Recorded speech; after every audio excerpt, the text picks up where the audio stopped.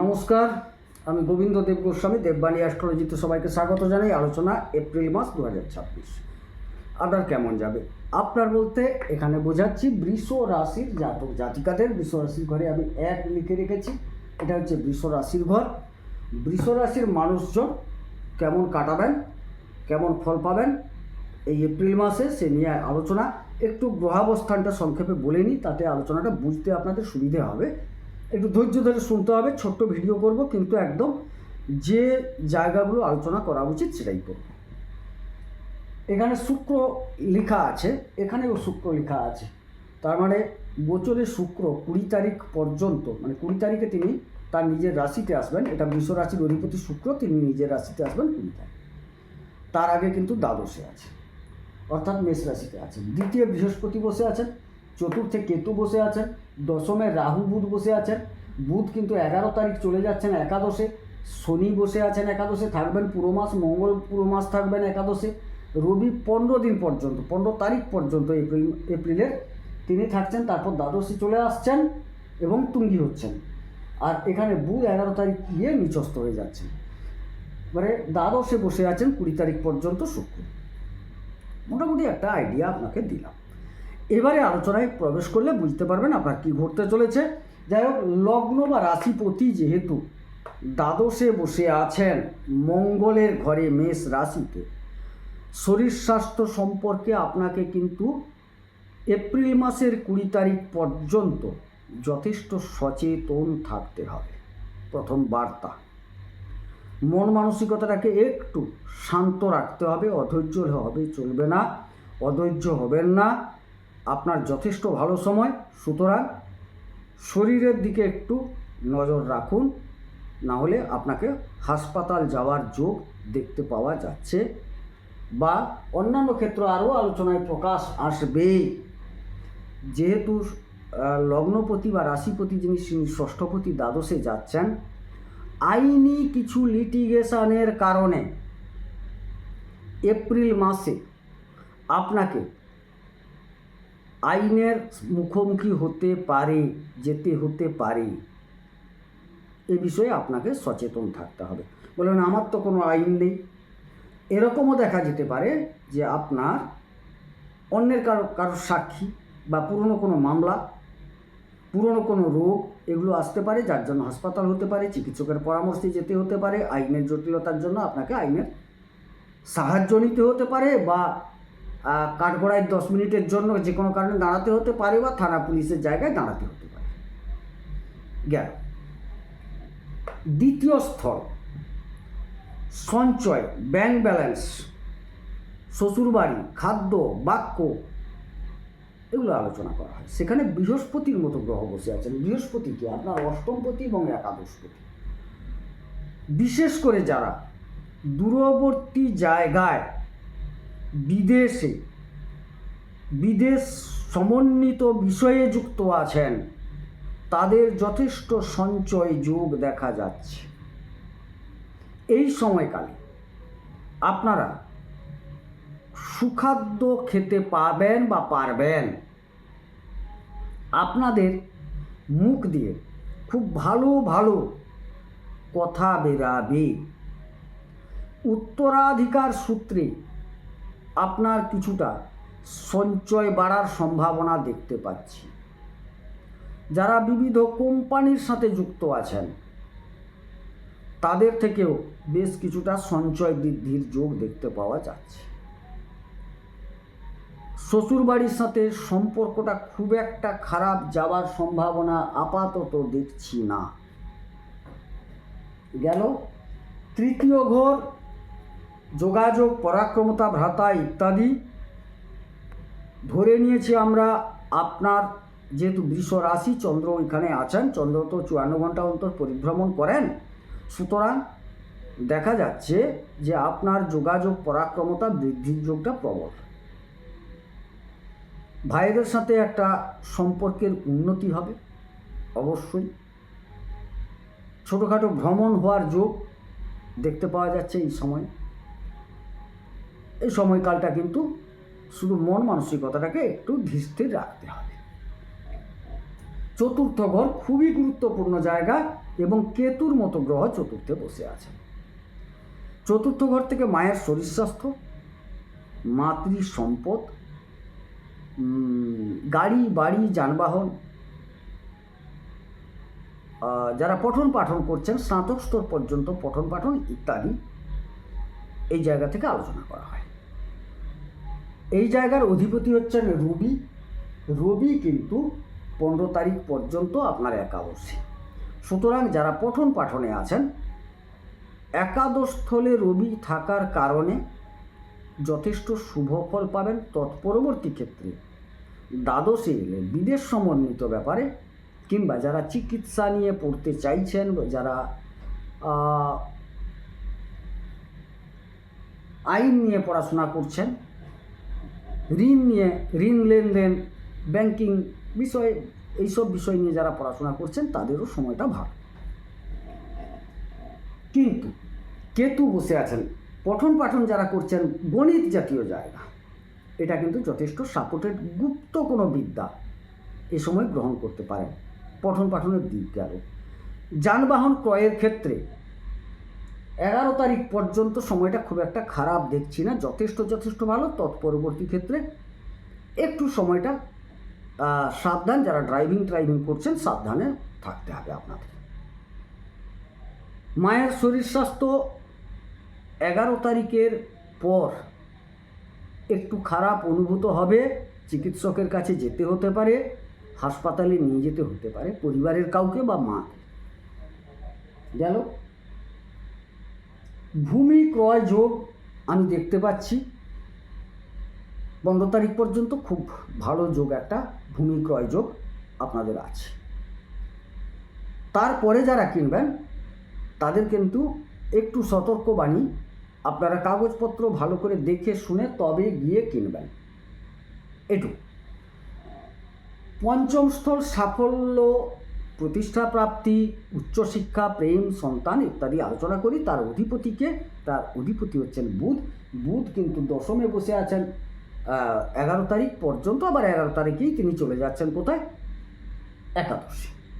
তাইলে এই বুধ আপাতত দেখতে পাওয়া যাচ্ছে কর্মের একটা সংযোগ, অবশ্যই কর্মক্ষেত্রে একটা প্রতিষ্ঠা, পরবর্তী ক্ষেত্রে কর্মক্ষেত্রে লাভবান। তার মানে কি না, কর্ম যারা করছেন তাদের একটা প্রমোশন হওয়ার সম্ভাবনা আমি দেখতে পাচ্ছি, পরবর্তীতে বেতন বৃদ্ধির সম্ভাবনা দেখতে পাচ্ছি। তবে কিছুটা সময় আটকে যাওয়ার সম্ভাবনা, হয়তো প্রমোশনটা হতে আটকে যাচ্ছে, কারণ আপনার জন্মকুণ্ডলিতে বুধ আর রাহু যদি খারাপ অবস্থায় থাকে, এটার কিন্তু সম্ভাবনাটা প্রবল।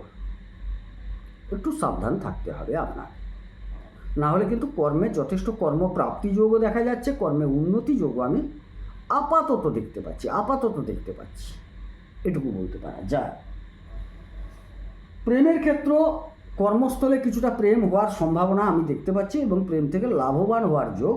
তবে সাত্ত্বিক প্রেমগুলি বেশি পরিমাণ সাপোর্ট পাবে, এটুকু একটা কথা বলতে পারি আপনাকে। এ থেকে আপনাকে অনেকটা সচেতন থাকতে হবে, আপনি প্রকৃত সাত্ত্বিক প্রেম করছেন কিনা। সাত্ত্বিক প্রেমীরা লাভবান হবেন। উচ্চশিক্ষার ক্ষেত্র যথেষ্ট লাভবান হওয়ার যোগ উচ্চশিক্ষার ক্ষেত্রে আপনার। বিশেষ করে যারা গণিত নিয়ে পড়ছেন তাদের ক্ষেত্রে তো বললাম যথেষ্ট ভালো সময় যাচ্ছে এই ক্ষেত্রটায়। ভূমি সংক্রান্ত বিষয় নিয়েও লাভবান যোগ দেখতে পাচ্ছি। খনিজ বিষয় নিয়ে যারা পড়াশোনা করছেন তাদের ক্ষেত্রে ভালো। রাজনৈতিক বিষয় নিয়ে যারা পড়াশোনা করছেন আপাতত তাদের ক্ষেত্রে 15 তারিখ পর্যন্ত খুব ভালো সময় যাচ্ছে। ষষ্ঠ স্থল রিপু, ঋণ, রোগ, শত্রুতা, মালি মোকদ্দমা ইত্যাদি। এর অধিপতিকে শুক্র কিন্তু দ্বাদশী, অর্থাৎ আইনের কারণে জরিমানা, জেল, রোগের কারণে হাসপাতাল বা চিকিৎসার কাছে পৌঁছানো, চিকিৎসকের কাছে, ঋণগ্রস্ত হওয়ার কারণে বেশ কিছুটা খেসারতি দিতে হতে পারে, এগুলো দেখতে পাচ্ছি। শত্রুতার কারণে আপনাকে আবার সেই আইনের কাঠগড়ায় গিয়ে দাঁড়াতে হতে পারে। কোনো পুরনো শত্রুতা ঘটেছে, তার আইন আজকে হয়তো সেটা মোকাবিলা করছেন। এই ঘটনাগুলো ঘটার সম্ভাবনা আমি দেখতে পাচ্ছি। যাই হোক, এবারে সপ্তম স্থল, দাম্পত্য, বিবাহ, ব্যবসা ইত্যাদি। এই ক্ষেত্রটিতে আপনাকে দেখতে হবে কি না, বিবাহ আপনার কেমন হবে, কারণ অধিপতি হচ্ছেন মঙ্গল, মঙ্গল একাদশে বসে আছেন। বিবাহ ক্ষেত্র খুব ভালো যাবে। বিবাহ থেকে একটা লাভবান হওয়ার যোগ পরিষ্কার দেখা যাচ্ছে। বিবাহ করতেই পারেন, তবে হ্যাঁ, সপ্তমের অধিপতি একাদশে গিয়ে একটা বিষ যোগে আক্রান্ত হয়েছেন। সাধারণত একাদশে সব গ্রহগুলোই ভালো ফল দেয়, কিন্তু যেখানে কিছু যোগ তৈরি হবে না, যোগটা যদি পক্ষের হয় অধিক লাভ হয়, যোগ যদি বিপক্ষের হয় তাহলে লাভটা কমে যায়।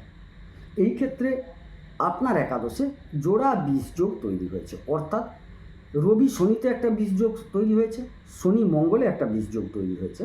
সুতরাং লাভস্থলটা যে পরিমাণ গ্রহের উপস্থিতি দেখছি আমি, প্রায় 3খানা গ্রহ থেকেই যাচ্ছেন, কারণ আবার 3-4 দিনের জন্য একটা চতুর্গ্রহা যোগ তৈরি হয়ে যাচ্ছে।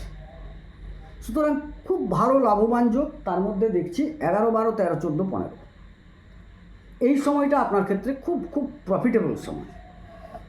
আর বাকি সময়টাও খুব একটা খারাপ নয়, তবে জোড়া বিষ যোগ আছে। আপনার কুণ্ডলিতে যদি শনি, রবি, মঙ্গলের অবস্থান খারাপ থাকে তাইলে কিন্তু যে লাভ হওয়ার কথা সেই লাভটি আপনার হবে না, সাবধান থাকতে হবে।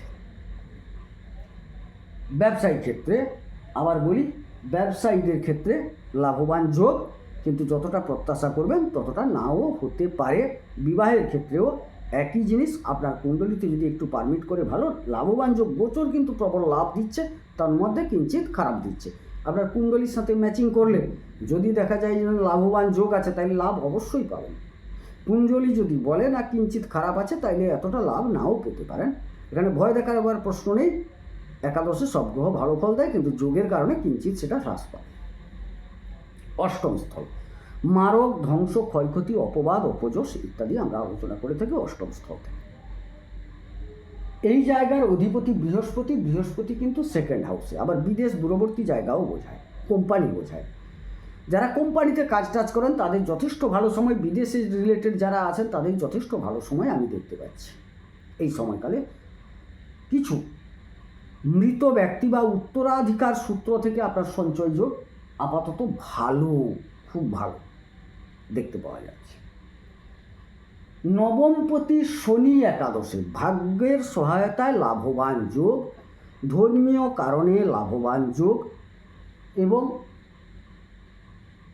যারা ধর্মীয় বিষয় নিয়ে আলোচনা করেন, আধ্যাত্মিকতার বিষয় নিয়ে আলোচনা করেন, আধ্যাত্মিকতা নিয়ে চিন্তন করেন, তাদের একটা প্রবল লাভবান যোগ এই সময়কালে দেখতে পাওয়া যাচ্ছে। দশমপতি একাদশে, শনি দশমপতি, তিনি একাদশে। কর্ম যারা করছেন তাদের ক্ষেত্রে যথেষ্ট প্রফিটের সময়, যথেষ্ট লাভের সময়। শুধু আপনার কুণ্ডলিতে শনির কোথায় অবস্থান আছে, গোচরে তো দশমপতি, নবম দশমপতি একাদশে, মানে বিরাট ব্যাপার। বৃষরাশির জাতকদের এখন খুব ভালো সময় যাচ্ছে। একে চতুর্থপতি, পঞ্চমপতি এরাও আবার একাদশে যাচ্ছে, তাহলে যথেষ্ট প্রফিট সময়। বিশেষ করে 15 তারিখ পর্যন্ত খুব ভালো, খুব ভালো, তারপরেও ভালো, যথেষ্ট লাভের সময়। কর্ম যারা করছেন, কর্ম থেকে লাভবান হওয়ার যোগ, যে কোনো কর্ম করুন লাভ আপনার আসবেই, এটুকু বলতে পারি। এবারে চলে যাই, তাহলে লাভ করলেন, কর্মের থেকে লাভ হলো, স্বনিয়োজিত কর্ম হোক, ব্যবসায়িক কর্ম হোক, সরকারি বেসরকারি কর্ম হোক, যথেষ্ট লাভ যোগ এই সময়কালে। কিন্তু তন্মধ্যে একটা বিষ যোগ তৈরি হওয়ার কারণে সরকারি কর্মচারীদের হঠাৎ হঠাৎ কোনো কোনো সময়ে বিপদের সম্মুখীন হওয়ার সম্ভাবনা দেখতে পাওয়া যাচ্ছে। সবাই হবেন না, না, যার কুণ্ডলিতে খারাপ আছে তারাই হবেন। যার কুণ্ডলিতে ভালো আছে অবস্থান, শনি, মঙ্গল, রবি, তারা অবশ্যই ভালো ফল পাবেন। একাদশে চতুর্গ্রহা যোগ তৈরি হচ্ছে 4 দিনের জন্য, খুব শুভ সময়। হ্যাঁ, দশমে রাহু এই জায়গায় কর্মক্ষেত্রে বিশেষ করে যারা কাজ পেতে চাইছেন, কর্মক্ষেত্রে আছেন, কোম্পানিগত বিষয়ে যথেষ্ট ভালো সময়, চেষ্টা করে যান, ভালো ফল পাবেন। কারণ পঞ্চমপতি দশমে বসে গেছেন খুব ভালো ফল দেওয়ার জন্য। এবারে চলে যাই দ্বাদশ। এই জায়গায় খুব একটা ভালো বলতে পারছি না, কারণ চতুর্থপতি দ্বাদশে গেলে পরিবারের কাউকে নয় কাউকে হাসপাতালে নিয়ে যেতে হয়, আইনের দ্বারস্থ হতে হয়, এইগুলো ঘটে। তবে হ্যাঁ, কিছুটা পারিবারিকভাবে আধ্যাত্মিকতার মুখোমুখিও হতে হয়, যেতে হয়, এটা ঘটে। কোনো কোনো ক্ষেত্রে চিকিৎসকের কাছে পরিবারের কাউকে নিয়ে যেতে হতে পারে। বিশেষ করে মায়ের বিষয়ে যথেষ্ট সতর্ক থাকতে হবে, এটুকু। তবে মায়ের একটা পরাক্রমতা বৃদ্ধি যোগ এটাও দেখতে পাচ্ছি, কিন্তু মায়ের চিকিৎসাও করাতে হবে। কিছু ব্যয় যোগ দেখতে পাওয়া যাচ্ছে। কোন কোন বিষয়ে না, আপনার শিক্ষা গ্রহণের জন্য একটা ভালো পরিমাণ ব্যয় হতে পারে। পারিবারিক কিছু কেনাকাটা, জমি কেনা, বাড়ি কেনা, এখান থেকে ব্যয় হতে পারে। আইনি লিটিগেশনে ব্যয় হতে পারে, চিকিৎসার জন্য ব্যয় হতে পারে। সুতরাং ব্যয়যোগও যথেষ্ট দেখতে পাওয়া যাচ্ছে। তবে ব্যয় যাই হোক না কেন, সঞ্চয় যোগ যথেষ্ট ভালো, উপার্জন যোগ ভালো। সুতরাং নিট হিসেবে বলতে পারি আয়ের তুলনায় ব্যয়টা কম হবে, সঞ্চয়টা দেখতে পাওয়া যাচ্ছে। এটাই হচ্ছে মূল সারাংশ। যাই হোক, এবারে বৃষ রাশির জাতকদের সার্বিক আকারে যেটুকু বলতে চাই, সময়টা হ্যাঁ কিঞ্চিত রোগ ব্যাধি, আইনি লিটিগেশন ব্যতীত আদারওয়াইজ সময়টা কিন্তু খারাপ নয়, ভালো। যারা বিবিধ কর্মে যুক্ত আছেন অবশ্যই কাজ করুন। আর যাদের বিষ যোগগুলি কুণ্ডলিতে আছে, জন্মকুণ্ডলিতে বা শনি মঙ্গল রবির অবস্থান ভালো নেই, তাদেরকে যেখানেই কাজে যান সতর্কতা অবলম্বন করুন। যাই হোক, মূল আলোচনাটা এই ছিল, ফুলিয়ে ফাঁপিয়ে বলার কিছু নেই, যেটুকু নির্যাস তাই বললাম। যদি আলোচনা ভালো লাগে চ্যানেলটিকে সাবস্ক্রাইব করবেন। আমি দীর্ঘদিন আলোচনায় আসতে পারিনি, প্রবল কাজের চাপে। যাই হোক, আর সেরকম আশা করি হবে না। চ্যানেলটিকে সাবস্ক্রাইব করুন, লাইক করুন, শেয়ার করুন। আমার জ্ঞানসম্মতভাবে আমি যেটা সঠিক সেটা আপনাদের জানাবো। সবাই সুস্থ থাকুন, ঈশ্বর সকলের মঙ্গল করুন, মঙ্গল হোক। নমস্কার।